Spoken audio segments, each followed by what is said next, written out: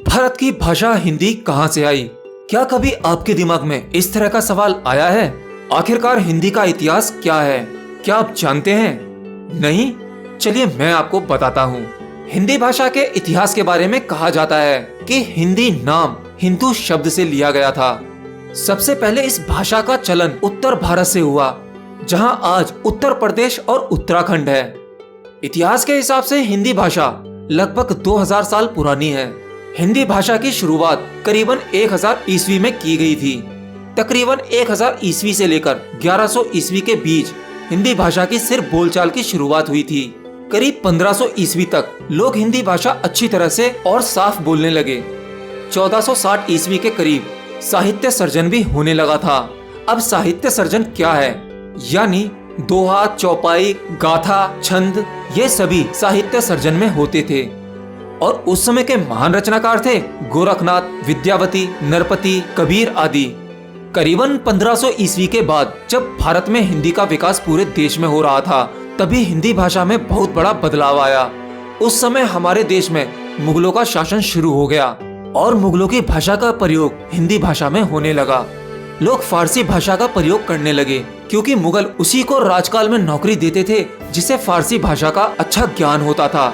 अब जिसके कारण लोग हिंदी भाषा का प्रयोग कम करने लगे, जिसका परिणाम यह हुआ कि फारसी की लगभग 3500 शब्द और अरबी के 2500 शब्द, पश्तो के 50 शब्द और तुर्की के 125 शब्द हिंदी में शामिल हो गए। यह सब होने के बावजूद भी कुछ विद्वान और कवियों ने लोगों के बीच हिंदी भाषा बोलने के लिए उन्होंने राम और कृष्ण की जन्मभूमि ब्रिज भाषा को उठाया और उस भाषा में काव्य की रचना की, जो लोगों को काफी पसंद आई और धीरे धीरे हिंदी और ब्रज भाषा को बोलने लगे। और इस महान कार्य को योगदान देने वाले महान कवि थे संत तुलसीदास जी, मीराबाई जी, मलिक मोहम्मद जी, बिहारी तथा भूषण जी थे, जिनकी वजह से एक बार फिर भारत पर हिंदी भाषा का जन्म हुआ। फिर सन 1800 के करीब मुगलों की भाषा का प्रभाव कम होने लगा। हिंदी भाषा का प्रयोग सभी भारतीय करने लगे, लेकिन कुछ सालों के बाद फिर वही समय आया। अब अंग्रेज भारत आए। अंग्रेजों की अंग्रेजी भाषा भारत में ऐसी चलने लगी कि मानो अब हिंदी का वजूद ही खत्म हो जाएगा। और फिर से दोबारा कुछ महान लेखकों ने पहल की और फिर उन्होंने खड़ी हिंदी का प्रयोग किया, जिसमें शुद्ध हिंदी का भी इस्तेमाल किया जाता था।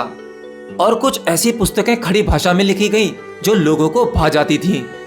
लेकिन अंग्रेज भी कम चालाक नहीं थे, ये मुगलों से भी ज्यादा चालाक निकले। उन्होंने कई चाल चली जो लोगों को अपनी ओर खींच लेती थी।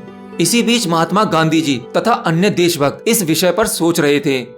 उधर अंग्रेज भारत पर राज करने के उद्देश्य से नहीं आए थे, वह तो पूरी दुनिया में अंग्रेजी और अपने धर्म का प्रचार करने आए थे। तब अंग्रेजों ने देखा कि भारत में कई धर्म आपस में मिलकर इस देश की एकता को बनाए हुए हैं।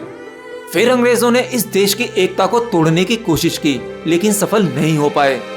फिर जाति और धर्म में फूट डालने की कोशिश की और अब की बार वो सफल हो गए, जिसका फायदा उठाते हुए उन्होंने अंग्रेजी भाषा का और अपने धर्म का प्रचार किया। लोग अपनी एकता को छोड़कर अंग्रेजों की बातों में आने लगे थे और फिर आखिर में जिसका परिणाम यह हुआ कि हमारा देश भारत अंग्रेजों का गुलाम बन गया। लेकिन इस बीच गांधी जी ने फिर से भारत की एकता को जोड़ा और अंग्रेजों को देश से निकाल दिया। लेकिन आज भी हिंदू और मुस्लिम को एक नहीं कर पाए। किसी कवि ने क्या खूब कहा है, रहीमन धागा प्रेम का मत तोड़ो चटकाए, टूटे तो फिर ना जुड़े और जुड़े तो गांठ पड़ जाए। और यही हाल हुआ हिंदू और मुस्लिम का। दोनों ने अपने अपने मुल्क अलग कर लिए। हमारा एक भारत दो भागों में बट गया, हिंदुस्तान और पाकिस्तान, जिसमें कि आज पाकिस्तान में उर्दू भाषा को राष्ट्रीय भाषा घोषित कर दिया गया। दोस्तों, जिस चीज को बचाने के लिए कई महान लोगों ने अपनी जान दे दी, फिर आखिर अंत में वही हुआ। पूरी दुनिया के साथ भारत और पाकिस्तान अंग्रेजों का गुलाम हो गया। आज पूरी दुनिया में अंग्रेजी बोलने वाला दूसरा देश इंडिया कहलाता है। आज भारत में 80% से ज्यादा लोग अंग्रेजी भाषा का प्रयोग करते हैं।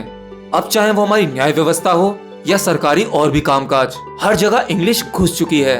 अब हिंदी भाषा का प्रयोग मानो जैसे कि एक गंवार भाषा है, यानी जिसे इंग्लिश भाषा नहीं आती, केवल हिंदी आती है, तो लोग उसे गंवार समझते हैं। आज बहुत से लोग हिंदी भाषा का प्रयोग करने में शर्म महसूस करते हैं और उन लोगों से मैं कहना चाहता हूँ, वह एक बार इतिहास के पन्नों को देखें उन महान व्यक्तियों के बलिदान के बारे में सोचें जिन्होंने हिंदी भाषा को बचाने के लिए अपनी जिंदगी त्याग दी। चाहे आज इंग्लिश कितनी भी भूली जाए, लेकिन आज भी गूगल का कहना यही है कि भारत में सबसे ज्यादा वेबसाइट और आर्टिकल हिंदी में ही सर्च होते हैं और उन्हें पढ़े जाते हैं। आज भी लोग हिंदी में सबसे ज्यादा अखबार पढ़ते हैं, न्यूज देखते हैं। जानते हो ऐसा क्यों? क्योंकि हिंदुस्तान में 90% लोग हिंदी से प्यार करते हैं। और मुझे अपने आप पर भी बहुत ही गर्व है कि यह वीडियो मैं हिंदी में बना रहा हूँ और आप लोग इस वीडियो को देख और सुन रहे हैं। तो आज के लिए इतना ही। अगर आपको मेरी बात अच्छी लगी हो और आपको वीडियो पसंद आया हो तो प्लीज वीडियो को लाइक कर दें और हाँ, एक कमेंट जरूर लिखें देश के और देश की भाषा हिंदी के नाम आप क्या सोचते हैं। और चैनल पर नए हो तो हमारे चैनल को सब्सक्राइब भी कर सकते हो, क्योंकि मैं हर तरह की मजेदार जानकारी आप लोगों के लिए लाता रहता हूँ। See you next video. Till then, bye.